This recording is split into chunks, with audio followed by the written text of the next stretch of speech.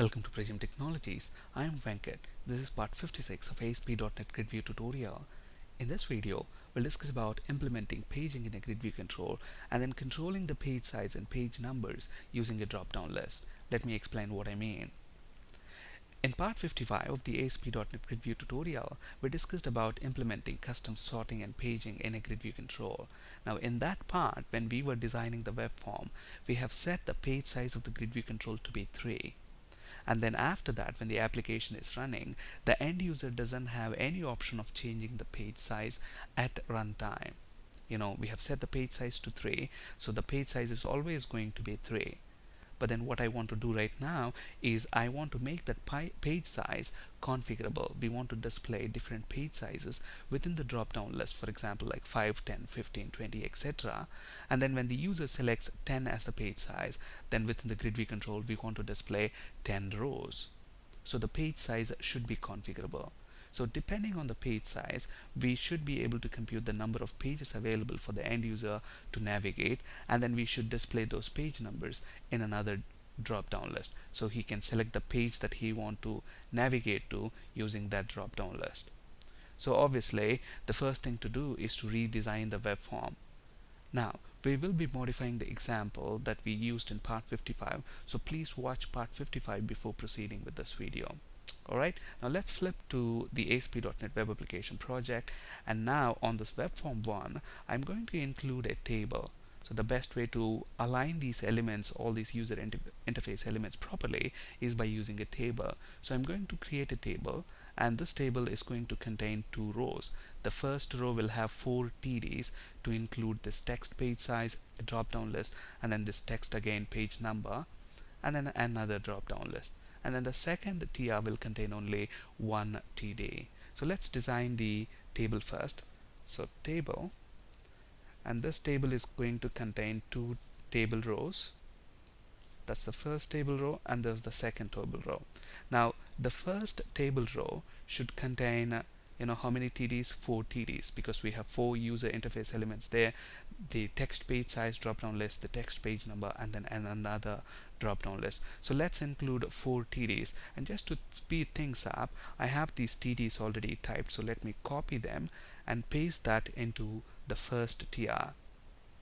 So let me properly format this HTML by pressing Ctrl K and D, and look at what we are doing here. We are essentially including 4 TDs there. And then if you look at the first TD, we have that text page size.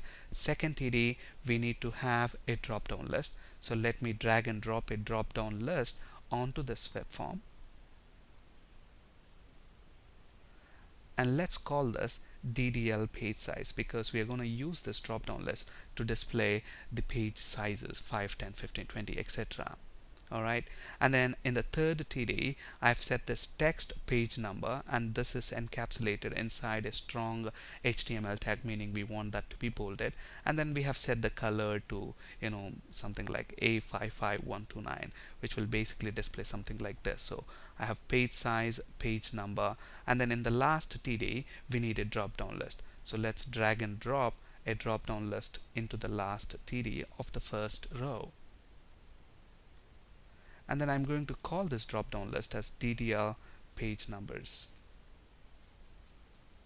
Okay, so that's the first TR. And in the second TR, what should we have? We should have the grid view control itself. So the grid view control itself.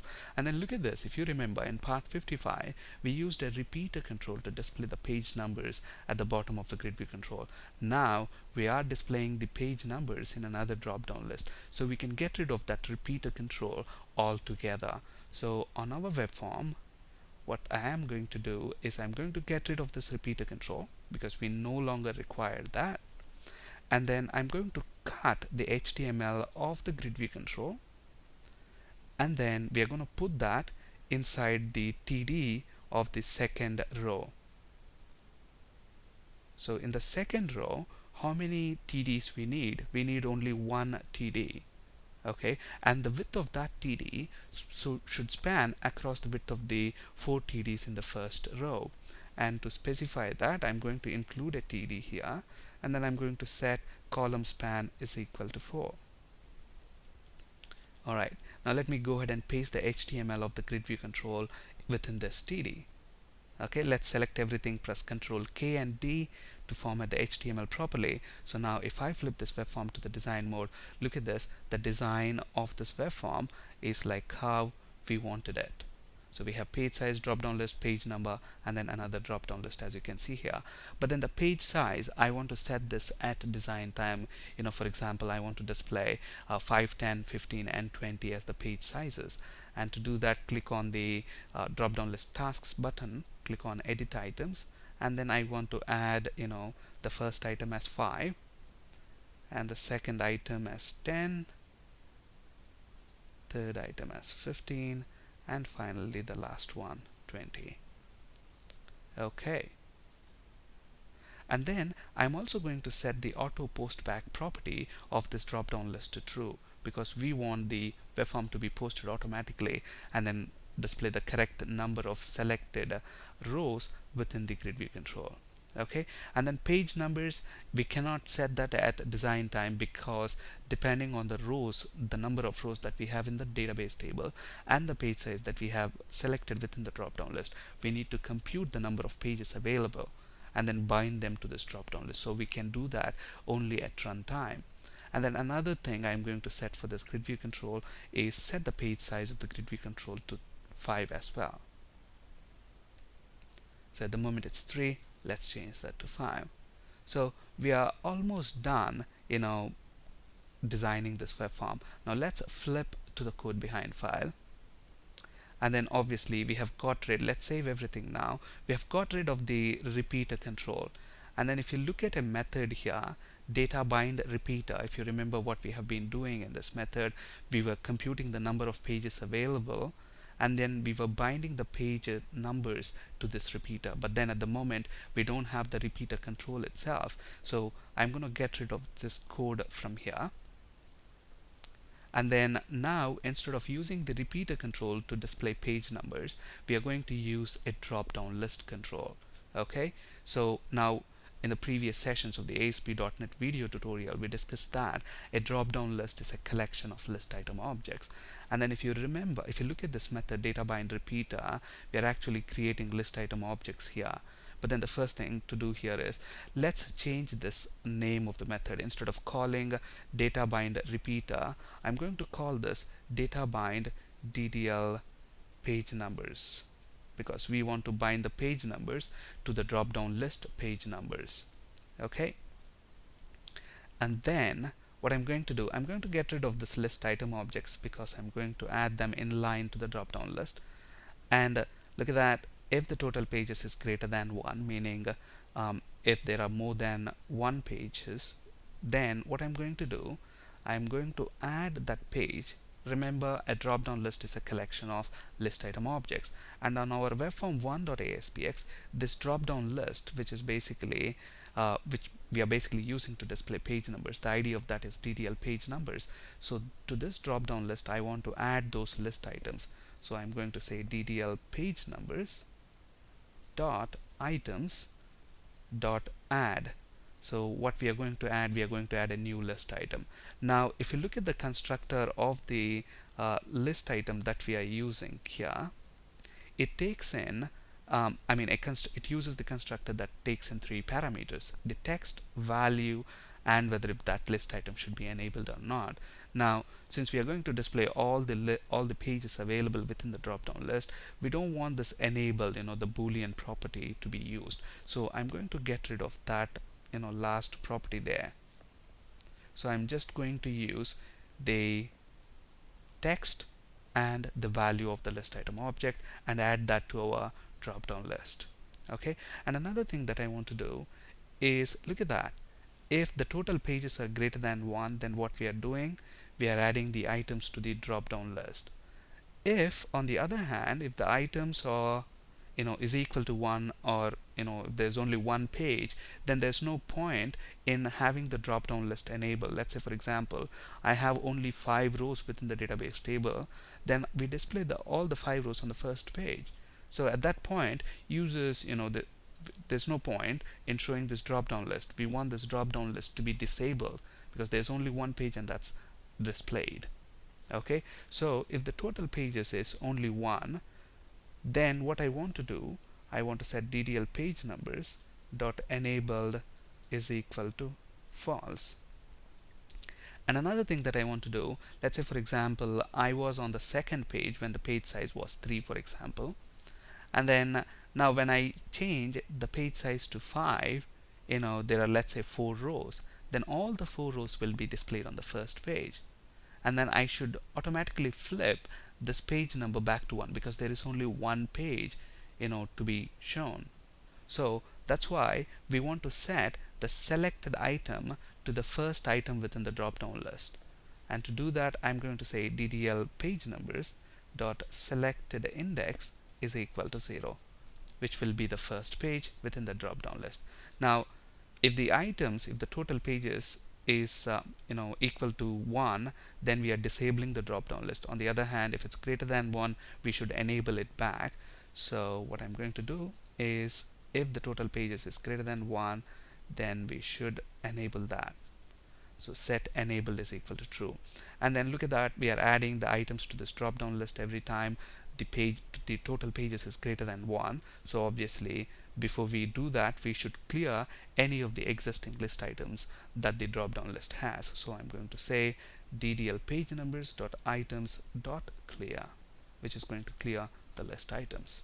Okay, so those are the changes that we need to do for ddl, data bind ddl page numbers function. Now obviously we need to invoke this function wherever required. Now another thing, remember we have got rid of the pager, the repeater control from this web form, and then this repeater control was actually using link buttons to display page numbers at the bottom of the grid view control. And when I click on that link button, this event handler method was called link button underscore click. Now we are not using that link button anymore and the repeater, so I can get rid of this event handler method altogether. So let's delete that away. And we renamed data bind repeater method to data bind ddl page numbers. So the first thing to do, we have to update the references wherever that method is being called. So here I'm going to call it data bind ddl page numbers, and look at this, if not is post back in the page load event, meaning if it's the initial get request when the web form loads, I want the page size of the grid view control to be 5, which we have set at design time anyway, and then the page number should be the first page number. Okay, so what I'm going to do here, you remember this employee.data access layer, which is invoking this get employees method. And if you look at the parameters of this method, the first parameter is going to be the page index. You can either say gridview1.pageIndex, or I can simply hardcode the value as 0, because we want the first page to be displayed when it is the initial get request of that web form. And then the page size, again I can hardcode that, or we can use gridview1.pageSize. So I'm going to hardcode that for now. And then similarly, when I call this data bind ddl page numbers method, look at that, what parameters is it expecting? Page index, page size, and total rows. So for the page index in the page load, if it is the initial get request, it's going to be 0, and the page size is going to be 5. Okay, so that's the change within the page load event. And then we have modified the ddl page numbers function. Now sort grid view function, this is not going to change in any way. But then gridview1 underscore sorting function will be changed. Now the first thing is, obviously we don't have data bind repeater function. Instead it is data bind underscore ddl page numbers function, and we need to pass the page index and page size to this function, as well as get employees method of employee data access layer. So what I'm going to do here is I'm going to compute the page size and page index. Remember, when I am sorting the grid view control, so when I click on these the hyperlinks to sort the data, then where should I be getting the page size and page numbers from the respective drop down lists on this web form? And the drop down list for the page size is ddl page size, and for page numbers it's ddl page numbers. So I'm going to say int page size, I'm going to get that from ddl page size drop down list. And how am I going to get that? Using selected value property, but selected value returns a string back. As you can see in the IntelliSense here, we need to convert that to an integer, so I'm going to use int.parse to do that. Alright, and the next thing that we need to do, we need to compute the page number. So page number is equal to, where do we get that from? There's a drop down list called page numbers, DDL page numbers, and dot selected value. Again, we get a string back. We need to convert that to an integer, so int dot parse. And the most important thing to keep in mind here is, look at this, within the drop down list we will display page numbers as 1, 2, 3, etc. But then remember, the grid view control page index starts at 0. It's 0 index based. So we need to subtract 1 from the page number that we retrieve from the drop down list. Okay, so I'm going to subtract 1 from that, and then we'll use these variables and pass them to get employees method and DDL data bind DDL page numbers method. So here the page index is going to be page number, and page size is obviously going to be page size. Let's do the same thing for DDL page numbers as well. So page index is going to be page number, and page size is going to be page size. Alright, okay. With these changes, let's go ahead and run this and see how far have we got. There's more to do, but at this point let's see what actually is happening. So now look at this, when the web form loads, the page size is 5. Now when I select the page size as 10, is the grid view control refreshing and showing the correct pages? No. Why? Because we haven't implemented the selected index changed event of this drop down list control. So let's go do that. So obviously now we have this drop down list. When I double click on the drop down list, we should have the event handler method generated, DDL page size selected index changed. Now just to speed things up, I have the implementation of this method already typed. Let me copy and paste that. Now again, it's going to be straightforward. Now when I select a page size from the drop down list, what should happen? The web form should post back, and we should pass the page size and the page number to get employees method of the employees data access layer, and then retrieve the data, bind it to the grid view control, and then obviously populate the page numbers as well, because once you change a page size, the number of pages will have to change in it. So let's look at the implementation.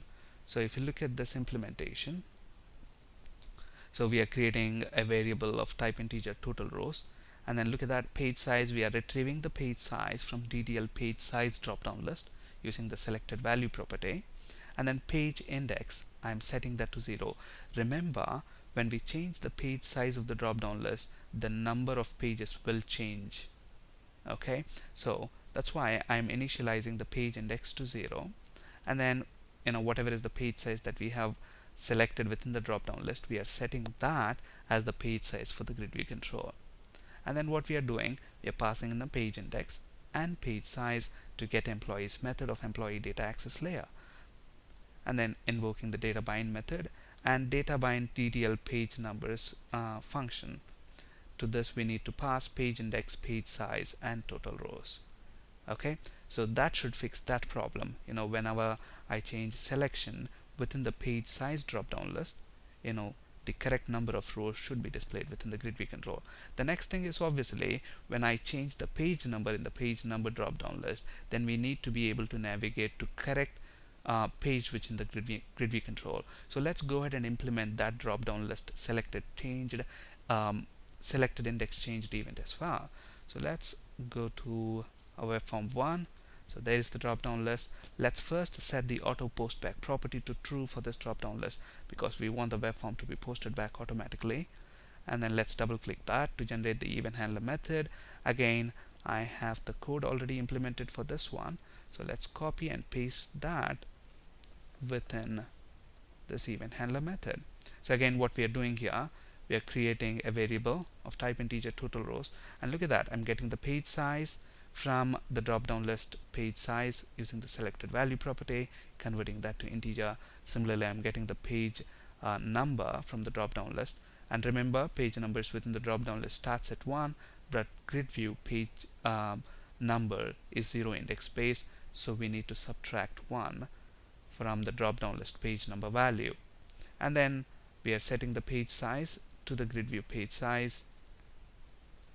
And finally, we are passing the page index and page sizes to get employees method, invoking the data bind method of the grid view control.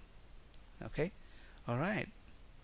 So let's go ahead and run this. Now you may be wondering, so if you look at this event handler method, when the selected page size changes, we are calling data bind DDL page numbers, which computes the total number of pages and binds that to this drop down list. So when the page size changes, we are computing the page numbers.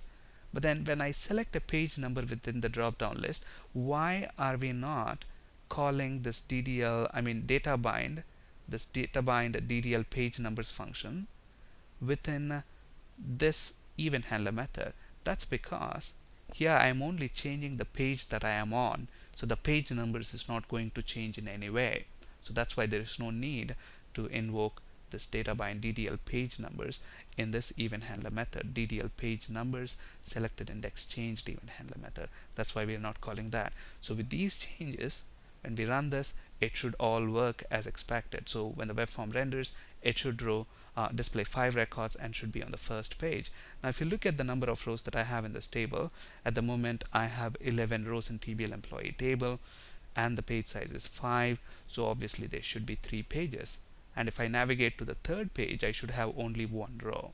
On the second page, I should have 5 rows. And notice that by default it's sorted by employee ID in ascending order. Now let's set the page size to 10. Now I should get 10 records within the grid view control, and you can see that.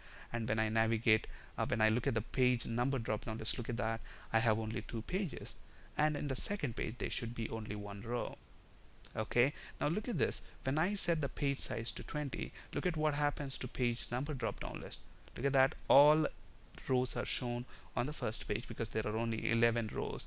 We see all the 11 rows. And look at the page number drop down list. This is disabled now because there's only one page and I'm looking at that. I have no option of navigating to any other page because there's only one page. Okay, but on the other hand, now if I flip it back to 5, look at that, the drop down list is re-enabled, and then I got all the 3 pages. Okay, so let's change it back to maybe 15, and look at that, the sorting works as usual. Alright, and if I put it back to 5, I sort by name. Look at that, it's sorted in ascending order. And if I go to the last page, I have Valerie, which starts with V because the name is in ascending order. If I click on descending order, look at that, Dave is the name, and then it's sorted in basically descending order. Okay, and one more thing here, look at that, the page number, I'm on the third page, but look at this one, it's actually showing page 1. Okay, now I want to have the page number 3 selected within this drop down list. So is there a way of doing that? Absolutely. Within, when we sort the data,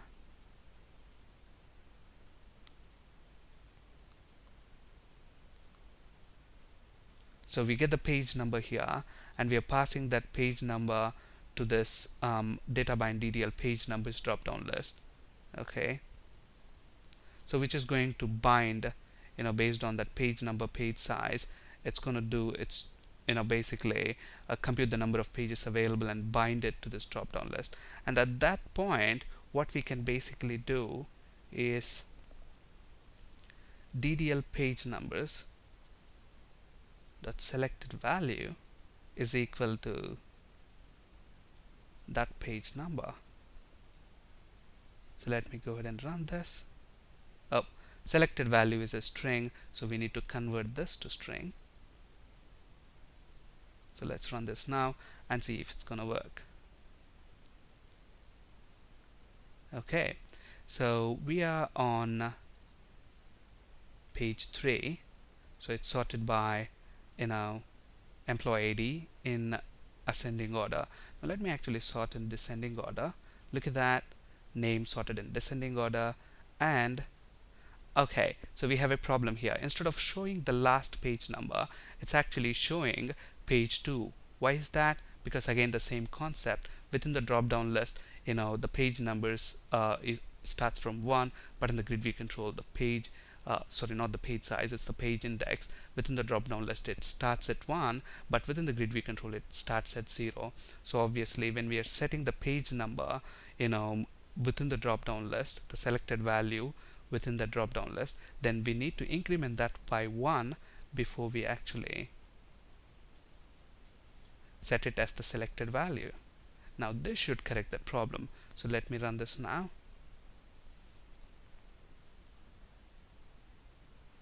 So the data is displayed by employee ID in ascending order. Let's go to page number 3, and then let's sort it by name. Look at that, it's sorted by name in descending order, and I'm still on third page. Now I can go to the first page. I get the names in, the names that I expect to be there. Alright, on this slide you can find resources for ASP.NET C# and SQL Server interview questions. That's it for today. Thank you for listening. Have a great day.